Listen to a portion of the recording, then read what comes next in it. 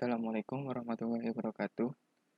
Di sini saya akan menjelaskan sedikit tentang data link layer. Apa itu data link layer? Data link layer merupakan lapisan atau layer kedua pada OSI layer yang memiliki tugas utama untuk menyediakan sebuah prosedur pengiriman data antar jaringan. Jadi, dengan adanya data link layer ini, setiap paket data yang akan ditransmisikan ataupun akan diterima oleh user akan diproses, sehingga data tersebut dapat dilanjutkan ke layer berikutnya, yaitu network layer ataupun physical layer. Untuk grafisnya dapat dilihat di gambar tersebut.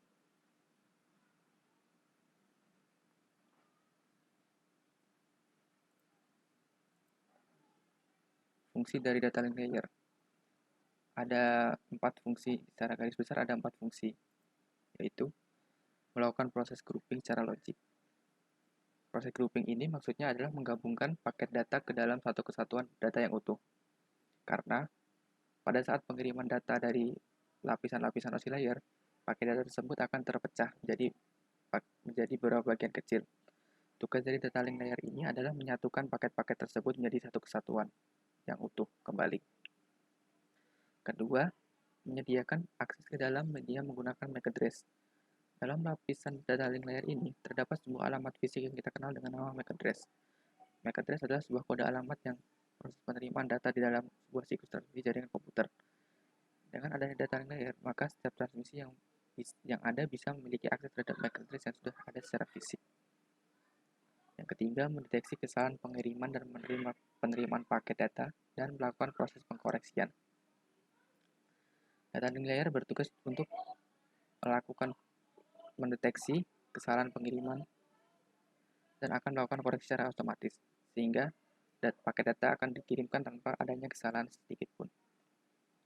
Yang keempat, penggabungan paket data ke dalam byte dan menggabungkan byte ke dalam frame.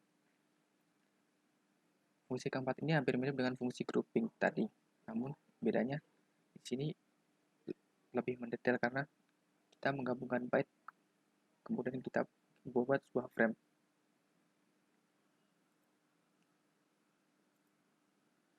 Sublayer pada lapisan data link. Lapisan data link juga memiliki sublayer, terdiri dari dua sublayer, yaitu Logical Link Control atau LLC yang berfungsi untuk memeriksa kesalahan dan menangani transmisi frame. Yang kedua adalah Medium Access Control yang berfungsi mengambil dan melepaskan data dari dan ke kabel, menentukan protokol untuk akses ke kabel yang akan di-set di dalam LAN. Berikut adalah grafik dari sublayer pada data link. Perangkat yang bekerja pada data link layer. Read dan switch merupakan perangkat keras jaringan komputer yang bekerja secara fisik dan memiliki kaitan erat dengan data link layer. Karena keduanya memiliki fungsi yang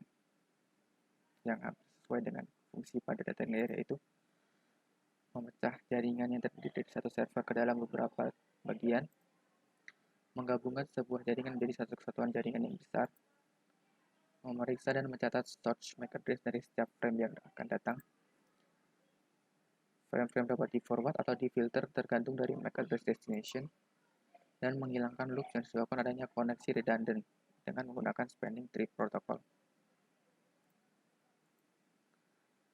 Layanan dari data link layer. Terdapat 3 layanan dari data link layer, yaitu layanan Unacknowledged Connectionless, yaitu di mana mesin sumber mengirimkan sejumlah frame ke mesin yang dituju dengan tidak memberikan acknowledgement bagi diterimanya frame-frame tersebut.